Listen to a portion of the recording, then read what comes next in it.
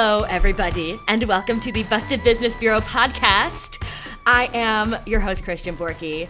This podcast is produced by the Lincoln Lodge Theater, where I am currently sitting. I have an extremely special guest today. It is international supervillain blender Bluid. What's going on, y'all? Embrace capitalism. Only way we're going to get the Six Flags, y'all. You can't do it on good thoughts and prayers, you know what I mean? This is a great day for the two of us. We just ate at Fancy Plant's Kitchen. Took a drive here. The drive was pure chaos. The safest chaos I think I've ever been a part of. I like to think of it as chaotic neutral. Yeah, I guess so. We're going to jump right in. It's going to be about the Salvation Army this week. Tell me, what do you know about the Salvation Army? They're a big old store that sells secondhand, maybe even third-hand goods for the low. And from what I also hear, they hate the gays, which is, you know, unfortunate. Par for the course. So I'm glad that you brought that up about them hating the gays. Yeah. That is actually not what we're going to be talking about today. Interesting. They hate more than the gays? They hate a lot of things, actually. Shout out to Salvation They Army. do hate drugs and alcohol a lot, which is... So they're narcs? They're fucking narcs, fucking cops. Gross. Worse than homophobes. Yes. You know, before I get canceled by all one homosexual listening to this, and that homosexual being my girlfriend, the reason why I don't want to talk about the LGBT stuff is because it's been well covered on plenty of other podcasts and, I don't know, fucking YouTubes. Yeah. I also don't think it's ever stopped the gays from buying from there. It has not. I think we've all gotten some goods, some leather packages from them. Absolutely. Yeah. And there's a lot of like important and necessary work being done by like Christian homosexuals to, you know, push the Salvation Army to not be doing that anymore. That's just not work that I do. Yes. And so I appreciate their work. And they, at least publicly, on their website, they have like an LGBT section now. Oh. And they allegedly hire gay people. And they have like a transgender shelter in Las Vegas. Like Oh, shit, okay. So they're actually trying to get better. Yeah. Oh, that's cool. And so we love growth. We love growth. And obviously, they still actively work against a lot of LGBT causes. But I'd sort of rather the shelter be there than the shelter not be there, you know? Yeah, that's unfortunate, yeah. So, anyways, we're going to be talking about Salvation Army's rehab programs today. Because my vibe, whenever I thought about the Salvation Army, was like, well, they're against gays, but I'm glad that they're doing the other work that they're doing. Yeah. And that opinion was based on vibes alone. No research, just absolutely vibes. No research. And I feel like that is the common thread when people talk about the Salvation Army. It's like, well, I'm glad at least something's being done, you know? Also, can I say something real quick? Absolutely. You have a great podcast voice. Really? I know you were telling me, it's like, oh, I think I talk too fast. Blah, blah, blah. Like, no, it's actually like really good. I'm so happy to hear that because I listened back and I was like, I can't understand me. No, it's good. Maybe because I have brain rot. Sound professional. Oh, thank you. Okay. Oh, it's the compliment hour. No more Salvation Army. You also have a lovely podcast voice and a lovely YouTube voice. Okay, I'm done thank complimenting. you. Of God. course. Please check out Blender Bluid on YouTube. Hey, gang. Okay, so Salvation Army is one of the largest global organizations, like fucking, and it's fucking massive. It's existed since 1865, and if we went over like every single problem with it, this would be 12 hours long. Damn, they old. They're old as You an old bitch. fuck. So fucking old. That's why we're focusing on their attempts at rehab. Okay. So Salvation Army, there's just like a little bit of history. I don't really give a shit about the history, but it grew from a single site in London to a global enterprise providing charitable services in 130 countries. Per their website, they serve 23 million Americans annually, like alone, which it seems like a huge number. Allegedly, they've got 1.5 million, what I will loosely call employees, employees and volunteers. Do you know anything about what they call the employees? No. Since it's the Salvation Army, they call them like officers and cadets and shit. It's so stupid. I hate that, man. It's so stupid. I hate when any business does that, like tries to name them off their theme. Like, you shut up. It's like some little British virgin in 1865 decided to be a cadet. Now that's on your LinkedIn. Yeah. Let me give you my coffee beans captain over here. Jesus Christ. Relax. It's not fun for anyone. It's not. But the virgin who did in fact found it is William and Catherine Booth. They founded the Salvation Army in 1865. It was called something different back then, but I don't fucking care. This is not a history podcast. I mention them because they have a huge influence on the modern operations of the rehab facilities and everything. Really? They do. Because it's the Salvation Army, and so their values influence what they do today. Classic. Their approach to addiction is molded by the opinions of a weird little man from 1865. He out. wrote basically a listicle for why you shouldn't do alcohol in 1888. Yeah, it's some of it holds up kind of well. Like don't give kids alcohol. I would agree with that. Yeah, fair enough. But most of it is completely fucking unhinged from reality. Even for a lack of science in 1888. Here's a lengthy quote. Make the children understand that the thing is an evil in itself. Show them that it is manufactured by man, that God never made a drop of alcohol. To say that alcohol is a good creature of God is one of the devil's own lies, fathered on foolish and ignorant people. It is a man-manufactured article. The earth nowhere produces a drop of it. The good creatures of God have to be tortured and perverted before any of it can be obtained. There is not a drop in all creation made by God, or that owes its existence to a purely natural cause.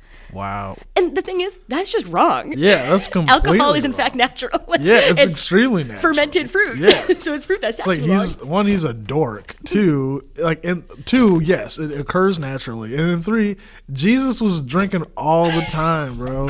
Jesus was out here giving all the salvations, being like, yo, this salvation is dope. We should drink to this. I didn't even think about the fact that Jesus, in fact, pioneered blood. My man said, yo, it's after 6 p.m. somewhere. You know, enough of this water shit. So, despite the fact that William and Catherine Booth are very funny, they're very influential and interesting and cool. They have 8 extremely sexy children that all have beef with the eldest son. Whatever. I don't want to spend too much time on them because the story is so intertwined with U.S. history and politics that, Two Little British Virgins from 1865 don't really have an effect on how the rehab programs operate today. It was just helpful context to know that, the Salvation Army takes a very abstinence-only approach to alcohol, no social drinking, no any of that. Cut it off cold turkey completely. That is just the relevant context. So I love white people beef because it's always like family shit, and it's always like, nah, I'll kill you for this percentage of this company. That's exactly what it was. I love that. The eldest son took over. You don't care, but I'm going to say it anyway. The eldest son took over the Salvation Army, and all of the other ones quit. They hated him. He was too authoritarian. He was too, whatever. But he was also the ugliest one, which is unfortunate. Yeah. See, black people beef is way cooler. We actually fight over parts of a town. Yeah, we need this. He fought over the right to be called lieutenant. Yeah. to sell shoes. Whack, trash. Kill for capital, y'all. I do love this message coming out of today. So the Salvation Army Adult Rehabilitation Centers, or ARCs, that's what they'll be called this entire time. Per the Salvation Army newspaper, it's called the New Frontier Chronicle, now called Caring Magazine. Nice. Describes the history of its first cheap food and shelter establishment by saying it was founded in the U.S. on December 23rd, 1891. 36 men were given food and shelter in exchange for the promise of 2 hours of work in the morning, washing dishes, cleaning up, and chopping and sawing firewood. I can't be fucked to see if that claim is true. I don't know, and I don't care. But it's just worth noting that their first attempt at a rehab thing was doing work and then staying in one place for the rest of the day. That is sort of their idea of rehab, is doing a little bit of work and then vibing. It is a job. Caring Magazine continues, this premise developed into the Salvation Army's Adult Rehabilitation Center program, which today provides spiritual, social, and emotional assistance to men and women with no government funding. I want you to put a pin in that claim, because we'll come back to that later, with no government funding. Interesting. So, how the Adult Rehabilitation Centers work. There's a number of legal mechanisms coded into U.S. law designed to disenfranchise specific people. People with addictions who are arrested for drugs only have a few options as a result. They can serve in jail, or under certain circumstances, they can complete a drug rehabilitation program. Interesting to note is there's no federal regulatory body for rehabilitation programs, so you could just open one and say it's rehab, and then a judge will send somebody to you. Yeah, you have a fucking building, you're ready to go. Wow. They was hustling. Literally. And so the Salvation Army is a great place if you're a judge to like send somebody for certain crimes, certain circumstances. But yeah, there's no federal regulatory body for what constitutes a rehab, which is insane. I feel like we should have that, Yeah, especially right? for sending people there in lieu of incarceration. I feel like there should just be a little something. Not to be all big government, but I don't like the government. More government. They figured it out. I feel like it should be a little more government as a treat. There's a good John Oliver piece, if you'd like it mansplained to you instead. But the Salvation Army basically doesn't need to be licensed to do these rehab facilities. This seems so ghetto. This is not even, we're on page 3. So, that's one way to, find yourself in an ARC. Another way is to just walk in. Like, you're addicted to something, you want to change your life. You could just walk into a Salvation Army ARC and be like, please, program. Program now, please. Yes. Some conditions do apply, though, if you'd like to apply to be in the Salvation Army Adult Rehabilitation Program. First of all, you can't be a sex offender. You can't have TB. You can't do anything anymore. You can't have TB. You can't have TB, which... Damn. Damn liberals. Ruining everything. I hate damn. It's like I got TB on top of my drug addiction now. I can't fix either. God, what a life. You also need to physically be able to work for 8 hours a day, and that's like on their website. Okay, this is so not like this is secret shit. This is ableist as shit. Yeah, I'm glad that you picked up on it, because if you're disabled, like, fuck off. Sorry. Right? Not and for think you. about how many people who are disabled who are also like addicted to painkillers just because of like the state of things. But if you are unable to complete like truck unloading, clothes sorting, or sweeping up shit in a bathroom, you are unable to enroll in this adult rehabilitation center. Yeah, Salvation Army said good luck. They said good luck, fuck off.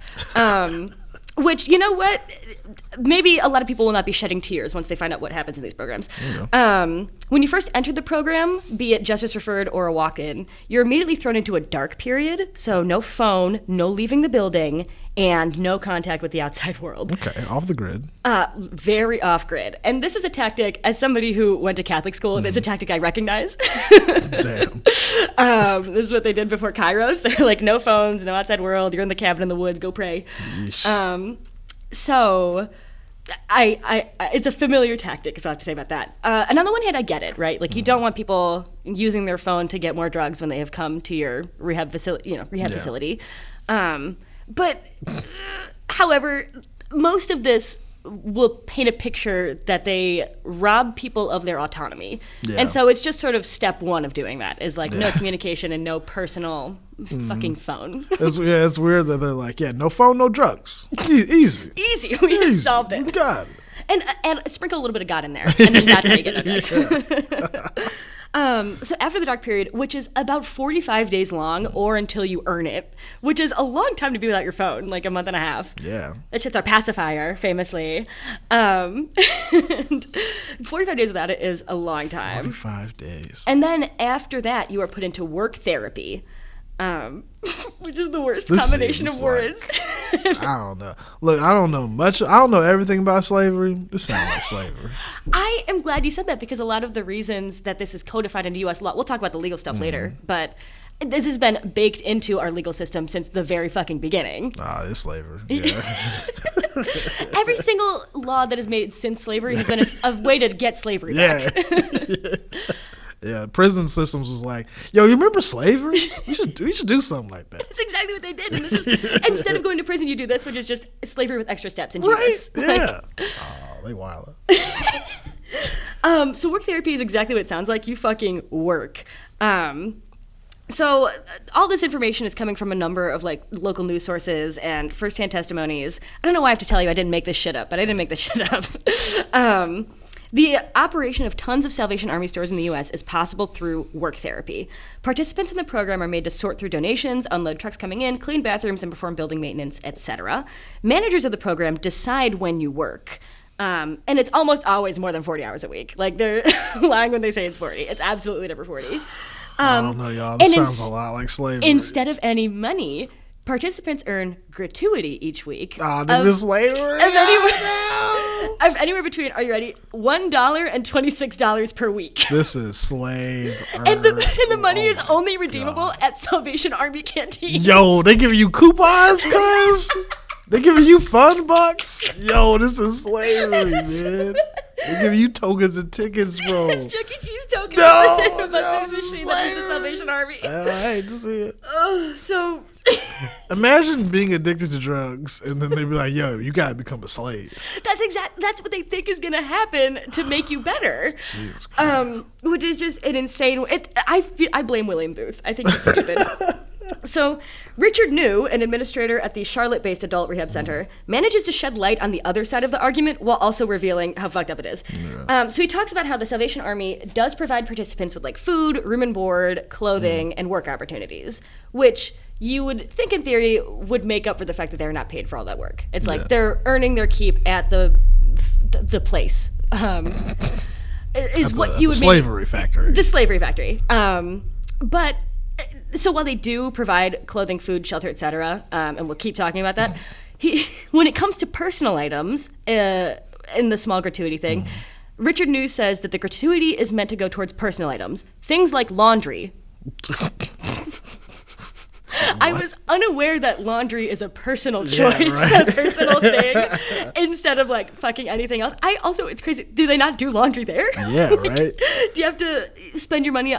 Someone could not earn enough to do laundry. That is the implication. At Rehab. And I think he did not think of the implication when he said that to the reporters. Because what the fuck are you talking about? Yo, I hate if you had to call in sick and there go your laundry privileges for the week. God damn. So you sick, you addicted to drugs, and you ain't got no clean clothes? Yeah, and you're smelly. Oh, boy. Pretty rough. And so let's circle back to this food and shelter thing. Yeah. Obviously, the shelter isn't great. From all accounts, they cram anywhere between like 4 and 20 people into a fucking dorm. Damn. It's tight. And it doesn't sound great. Sounds like a slave ship. I'm not gonna lie to you. Look up Google slave ships. Google slave ships blueprints. And a picture of the Salvation Army. Not looking good. I need to talk about the food. Yeah. When participants enter the program, they are required, if they don't already, to sign up for the Supplemental Nutrition Assistance Program, SNAP. Shout out SNAP. Famously is a governmental funding program designed to help people in poverty access food. After signing up, or if they have it already, the participants are required to sign over their SNAP funding to the Salvation Army. What? This is, in fact, a perfectly legal thing to do. You're allowed to do it, and it keeps costs low. Like, if everyone pulls their SNAP together, then you can go on a Sam's Club run, get some foodies for everybody. But an anonymous participant of the Des Moines ARC wrote to a local reporter asking for the matter to be investigated because he just was like, that sounds illegal. Yeah, this sounds sketch. It feels sketchy. And again, it is unfortunately perfectly legal because, like we've been talking about, it's coded into every fucking U.S. law. And they were also swiping their EBT cards and not telling them how they were being used, according to this anonymous Des Moines dude at the ARC. The Salvation Army also allegedly... swiping EBT cards. That's what I meant to read. In this extremely chaotic fucking local news article, journalist Lee Rood explains that the anonymous participant was concerned because the Salvation Army had instructed them to lie on the phone when signing up for SNAP. I think the particular person didn't know that, like, it's legal to do that. So that's why he was concerned. But then Lee Rood asked Major Tim Miller, fucking Major Tim Miller, because he's a fucking army. She asked Major Tim Miller, administrator of the Des Moines Rehab Center, about it, and he wrote back, "It's not true that all residents are told to lie." He said, "That wouldn't be very Christian." Oh, shut up. You said, "Oh, shut up." I would like to once again remind you of the quote from the beginning that the Salvation Army's ARC program provides spiritual, social, and emotional assistance to men and women with no government funding.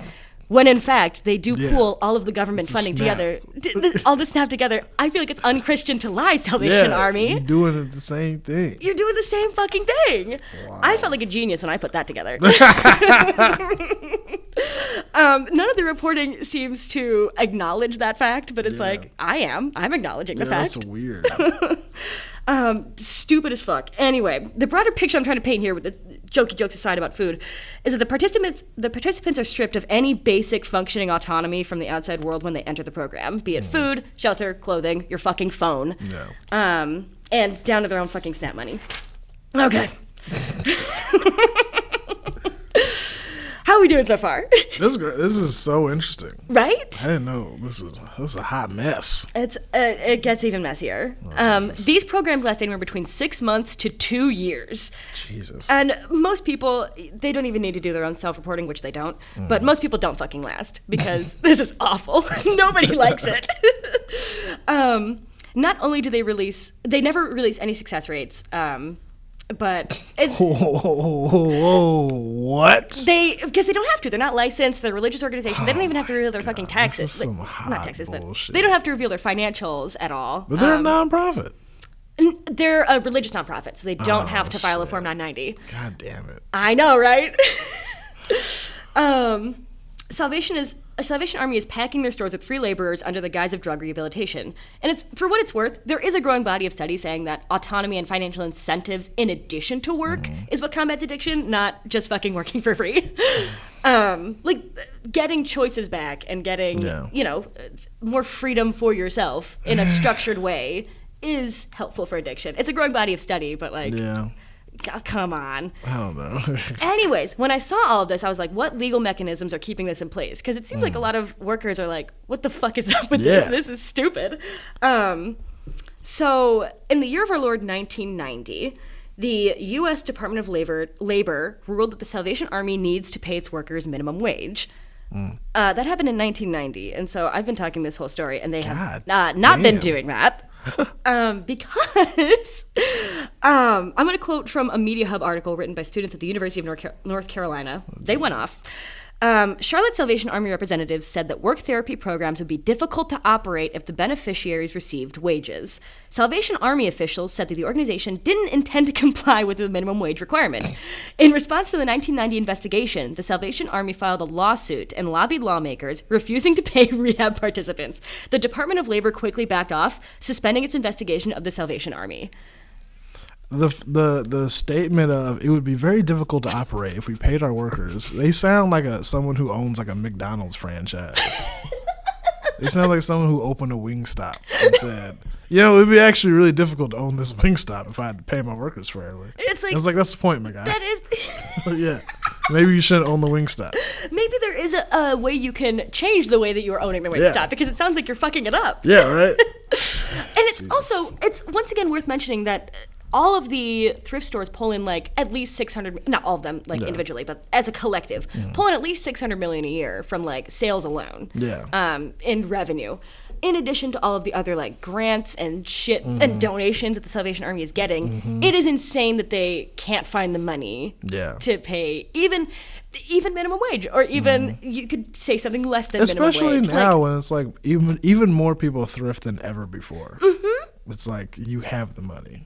So they've been releasing a couple like boohoo stories in the Northwest, being like, we had to close our Salvation Army down because too many millennials. Oh, I wish I had the article in front of me. They're like, too many millennials and Gen Z are into thrifting now, and they go other places. So they had to close like 1 or 2 stores down in the Northeast, along with the ARCs, and they were real butthurt about it. But it's like, I think there is a redistribution of the way that you structure your finances that could have prevented this. Anyways. In addition to the fact that the Department of Labor backed down on like asking them to pay people minimum wage in 1990, it has even since then added new rules to its field operations handbook, saying that investigators have to get approval before investigating the Salvation Army's rehabilitation centers. Meaning they were like, oh, sorry, you don't have to pay workers. And also, we're adding a new thing that says you have to get approval before investigating the Salvation Army. Like, the Salvation Army is huge, extremely good at lobbying, and gets shit done. As an international supervillain who loves crime, I can only appreciate the scammery, because this is... I don't understand how they are getting away with this bullshit. It's because they are so fucking massive. It is like the scale at which they reach. This is nuts. Unfathomable. Getting the Department of Labor to do whatever you want, incredible. Honestly, and I kind of used to move. They must have so many like rich people donating there that they give like tax credits to or whatever, that they're just like, yeah, whatever, we got you. As long as you make some laws in our favor too. Christians are really good at that sort of thing. They really are. Christians are amazing at lobbying. Yeah. Like, it's unfortunate. It is. It's admirable. Except for me. I'm a Christian and I fail at lobbying. I be lobbying all the time. Nothing works out. You need to crack open that Bible again. I think I always be lobbying for bad ideas. I think that's what it is. I'm like, yeah, man, defund the arts. And they're like, no, people would hate that if we did that. And I'm like, well, all right. Crack open the Bible again. You'll get it. Yeah, I'll figure it out. In 2001, this is a different legal case that is just setting up the whole way home. On August 24th of 2001, Guy Dixon, great name, suffered an injury. I was going to say fake name. It does sound very fake. Guy Dixon suffered an injury while operating a forklift as part of his work therapy in the rehabilitation program, which also you have to be certified to operate a forklift, I'm pretty sure. And it doesn't say in the court case. It's called forklift certification. I work for a nonprofit that would work with people to get those. Are you forklift certified? I'm not, no. But I knew some people who were. Unimpressive. So he was injured while operating a forklift. He was released from the program at the time. Like they said, fuck off. Yeah. Because the Salvation Army had neither the facilities nor the resources to take care of Dixon once he was injured. He was initially confined to a wheelchair. Later, he was able to use crutches and ultimately recovered. A W for the Dixon community. Shout out to Dixon. In 2004-ish, he applied for and received a job at the Salvation Army because he was like, where the fuck else am I going to go? And he requested workers' compensation from the time that he was injured. So, like, he was in the ARC, got booted, got hired by the Salvation Army, and was like, I want workers' comp time for that. He was denied workers' comp because of a number of legal reasons, but he was not considered an employee at the time of him being in the drug rehabilitation program because he was doing work that was a benefit to himself, not the company. And that's why they didn't classify him as like a laborer for the company, which is unfortunately relevant because it is existing case law and it makes it really fucking hard to advocate for more workers' rights for people in the ARCs. Also, this made it to the Supreme Court of Arkansas. Yeehaw. That's crazy. Yeah. So when things like this happen, I'm always like, so rich people always have that decision of like, do they just pay the person and say, all right, keep it quiet, or do they choose to fight it? I feel like it's always like a weird choice for them. Mm-hmm. And I guess they fought it this time, but like, why? It's one person, and you know you're wrong. I think because then it would create existing case law that makes a case for all of the workers. Here's an extra 10,000. Keep this hush hush. I like hearing what you would do if you were in the Salvation Army. Yeah. If I'm already committing these scams, man, fuck it. Take it a little further. Yeah. See, and look, now we're talking about on this podcast. If I had just paid Guy Dixon some hush money, we wouldn't even be talking about this. I would have asked him to change his name, presumably again. Yeah. Make it Guy, even something faker last name. Guy fake last name. Yeah. This is case law explicitly stating that the work provided during ARC programs is not considered labor for a company. It is explicitly considered rehabilitative. Rehabilitative? Rehabilitative. Okay. I am illiterate. I went to A school. I can't believe I decided to do a podcast where I read. This is so difficult. So this work therapy is akin to fucking like equine therapy. Like, Jesus. It's the same level of you can't get fucking paid for it. Yeah. So this story is actually still breaking. Really? Mm-hmm. In May of 2021, the year of our Lord 2021. Holler. There's a case that's raised in California that, oh God, I can't remember now if it's a class action lawsuit because it's called Spillman versus the Salvation Army, I think. I didn't write it down because I'm an idiot. So the angle that they're going for is that, like, I work in this ARC, I want minimum wage. Under California law, I should be owed minimum wage. That's, like, their argument. This is less interesting. I also know jack shit about the law, so I don't know if it's going to do well. I doubt it'll do well. Yeah. But I would like to direct our attention to one that's in Chicago that was filed on November 15th, 2021. Oh, shit. It was literally just a few weeks ago. Yeah, so right? This is thrilling for me. The complaint is interesting because the angle they're going for is that the ARCs violate the Trafficking Victims Protection Reauthorization Act. So instead of doing like a minimum wage workers thing, they're like, you are entrapping people and you cannot do that. Yeah. Based on everything that we've been talking about so far, it's like you have no freedom of movement. Your food and shelter are controlled by the Salvation Army. Cut off from everyone. So I feel, having all that set up, taking into account everything we've gone over, the complaint alleges that this makes participants completely dependent on the Salvation Army for all of their needs in a problematic way. Additionally, and this is like so sad, there's a toxic culture that is brewed among employees who are paid to work there and like the people who are not paid to work there, where it's like, if you're not working fast enough, I'll report you and then you'll go to jail. Or if you don't get this done on time, like, I'm going to tell your parole officer. Like, a number of insane shit to say to somebody of people who do not have hearts. Oh my God. Just little monsters being like the regional operations manager. I guess they wouldn't be called that. I guess they'd be called lieutenant. This needs like a Ellen DeGeneres kind of expose where we're like, oh, you thought they were really quirky. Salvation was quirky and nice and liked to dance. No, they're actually a piece of shit to their workers. Yeah.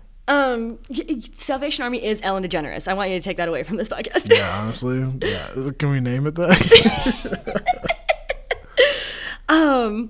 And so this complaint alleges that it makes participants completely dependent on the Salvation Army for all their needs.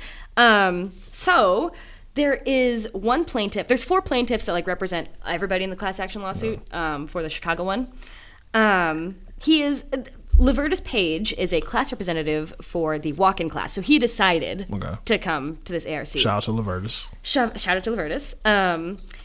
Part of his job there was to cater private events, including weddings, funerals, and parties, serving food that was like $40 a plate.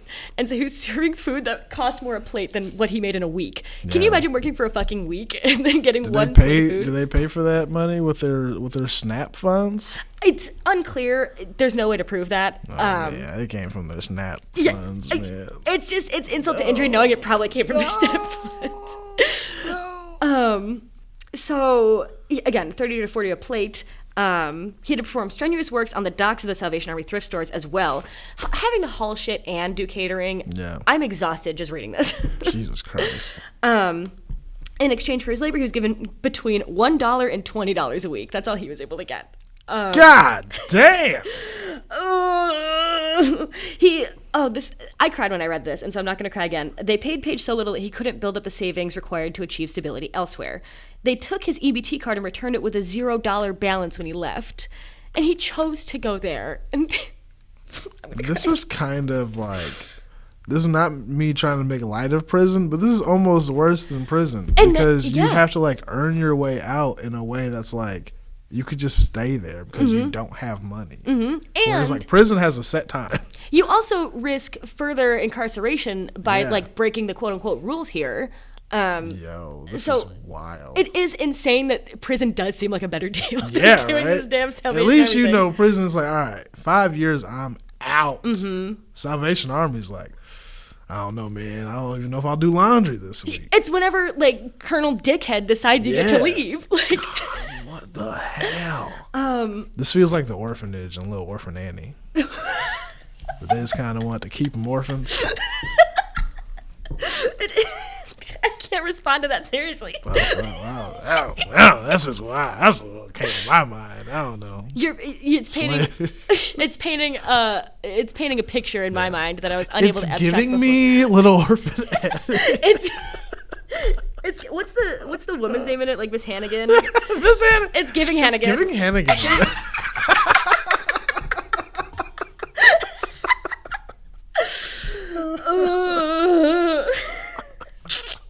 So he has to work at least 40 hours a week to access food and shelter.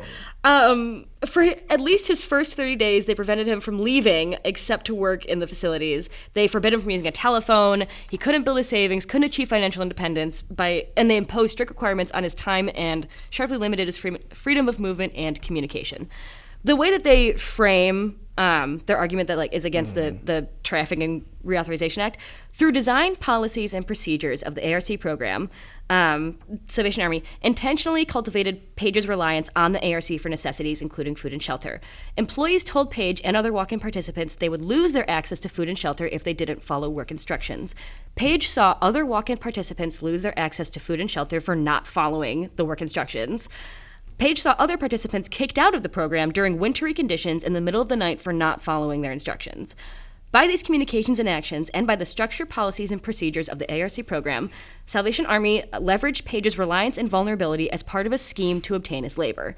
By these communications and actions, and by the structured policies and procedures of the program, Salvation Army threatened Page's access to food and housing to obtain labor, which is why it is against the... That's nuts. I bet they're not like... I think Chicago has that, like, that law that you can't evict people in certain weather conditions. I bet, like, they're not even protected under that. No, that they sucks. quite literally are not.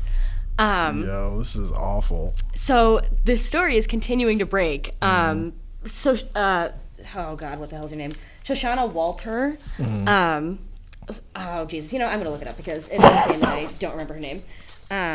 Shoshana Walters, I believe, is her name. Did this incredible report. Shoshana Walter, that's her name. I'm just a little fool who can't remember anything. Just a little fool. A fool who can't remember anything.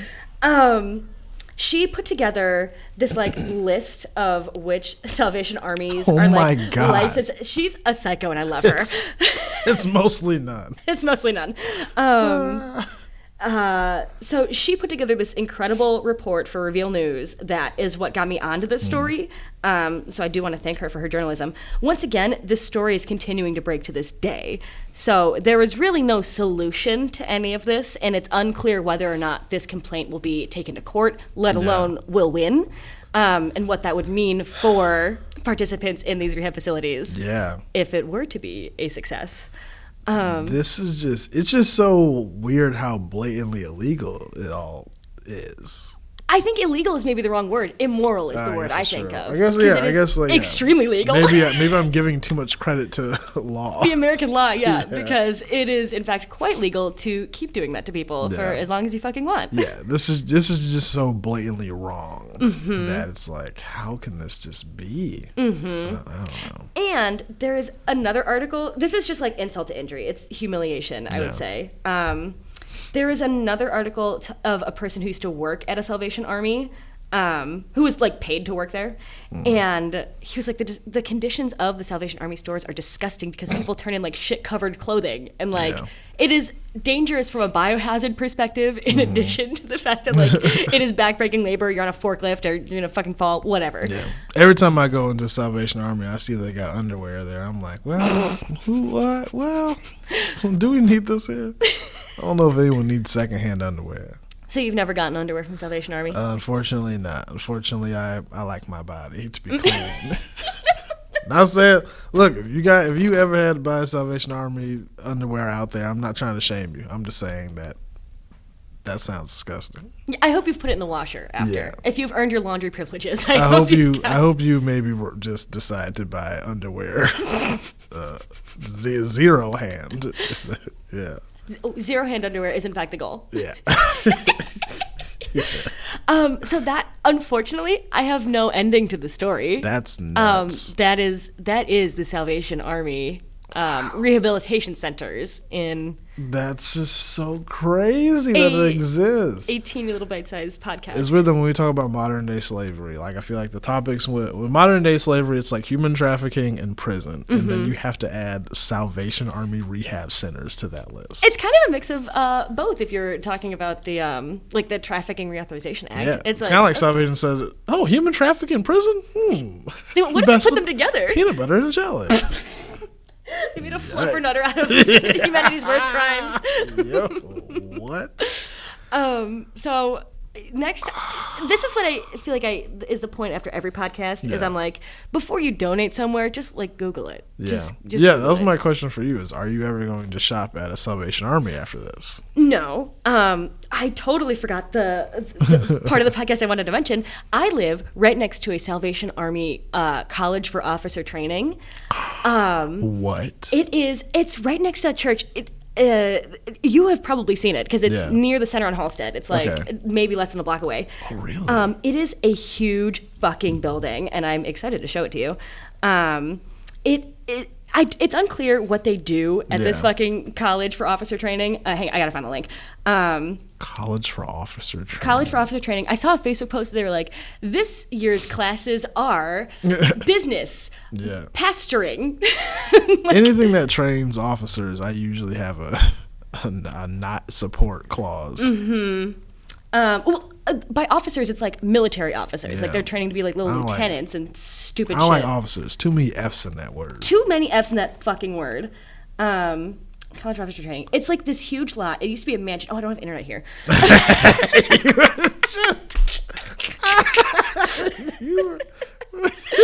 Anyways. The way you were typing on that as if you could was hilarious. I know I wrote it down somewhere, so I'll find it. Oh, yeah. So it's this huge, it's 45,000 square feet. It used to be a family home for shoe manufacturer Joseph E. Tilt. The mansion originally had 14 bedrooms, 17 fireplaces, a library, ballroom, billiards room, wine cellar, gym. You know that Lady Gaga meme where it's like club, another club, another club. Salvation Army purchased the property in 1920 to house cadets in training. Cadets. I hate that. In 90 plus years, over 7,000 officers have been trained in the William Booth Memorial Training College, called Booth Manor. The Tudor Gothic mansion includes a pitched roof and buttressed chimneys and is surrounded by a 7-foot wall, which is probably why you haven't seen it, because it's like a huge, huge wall. Oh my God. Christine handed me, her phone gets Wi-Fi. This is the building. It is fucking I think I have massive. maybe seen You've it. maybe seen it if there's like a picture with the wall around it too. It's to me most distinct from this angle because I feel like this is it. Yeah. Yes. And yeah, all the details are reminiscent of a secluded English country home, despite being located in the bustling heart of Lakeview. I think it's funny that they bought this in 1920, and now they live right around all the homosexuals.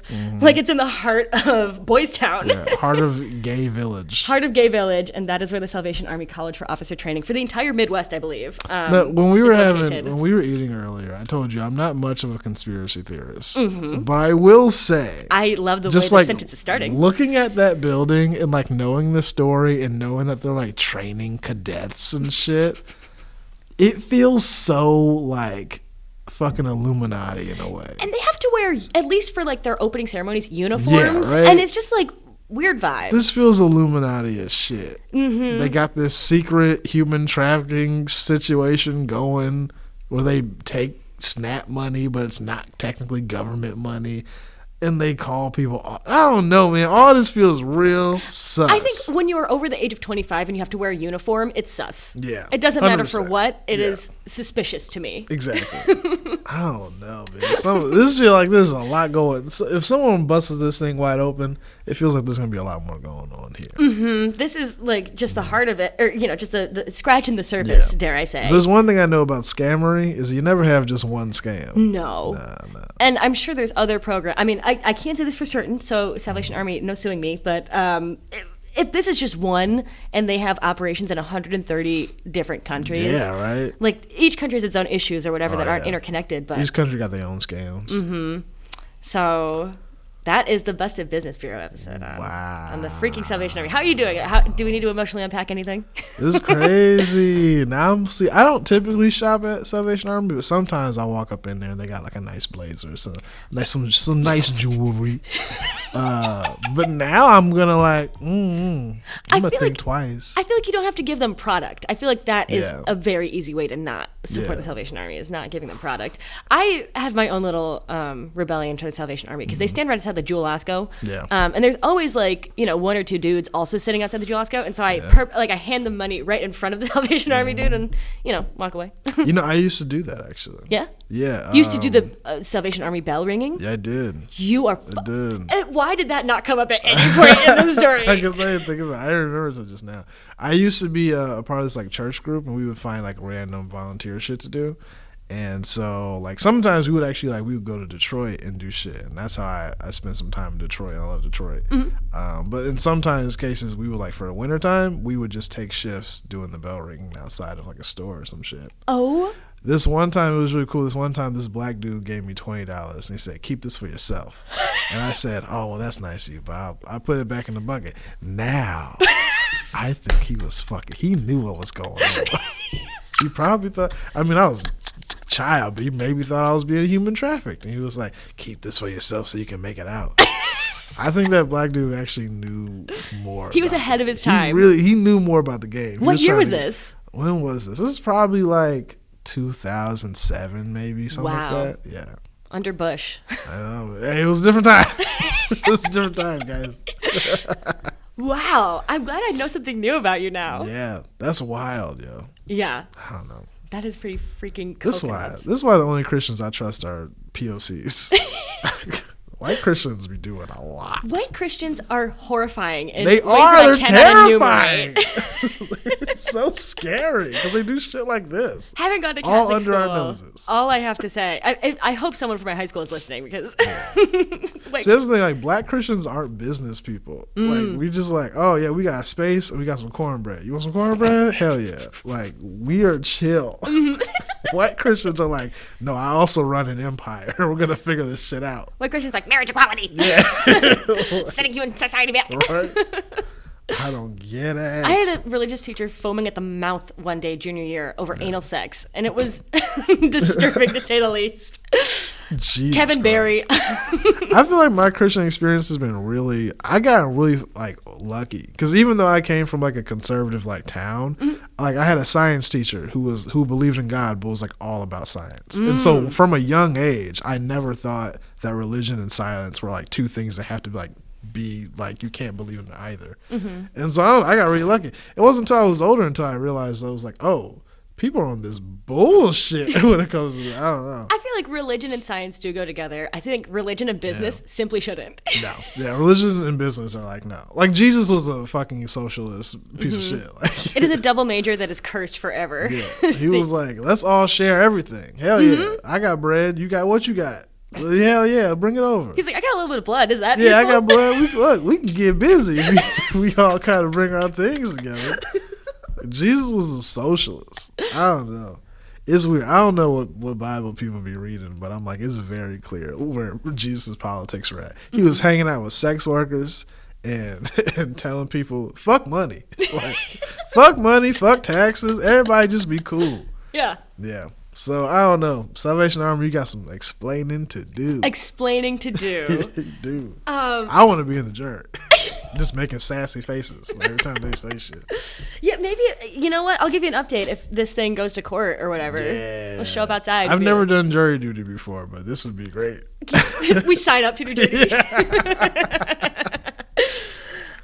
All right, that is the entire fucking episode. Wow. That has been the Busted Business Bureau. Would you like to once again plug your socials? Yeah, what's up? You know who it is. It's Bluid, international crime boss. Yeah, the YouTube channel is, we just renamed it. It's called Supervillain Talk Radio. Look that shit up. I'm the host with the most. And I be giving bad advice and telling people to do bad shit all the time, but don't, except for human trafficking. we ain't into that. Yikes. I'm glad Plunder Bluid is drawn a line somewhere. We draw a line. Yeah.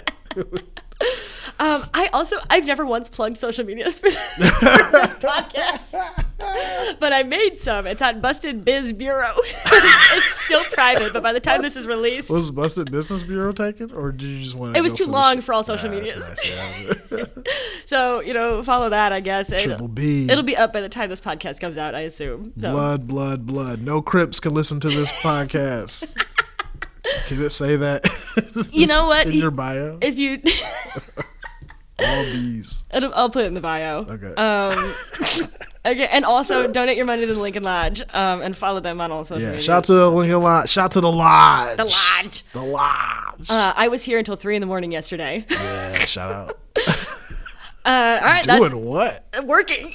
Yikes. Hey, take a class at the Lincoln Lodge. You know what I'm saying? Hey, build your resume. You know what I'm saying? Get in the game. You know what I mean? You got to start. The only thing you got to do is start. You know what I'm saying? You'll get to that finish line. You know what I'm saying? Yeah. And then I'll make you a margarita. Yeah. And drink. Don't be a narc.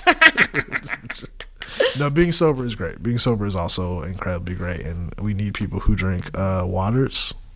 You know what? Alcohol is not a natural substance of this godly earth. So no drinking, actually. Exactly. No fermented nothing. No. All right, that's it. That's all I got to say. Deuces.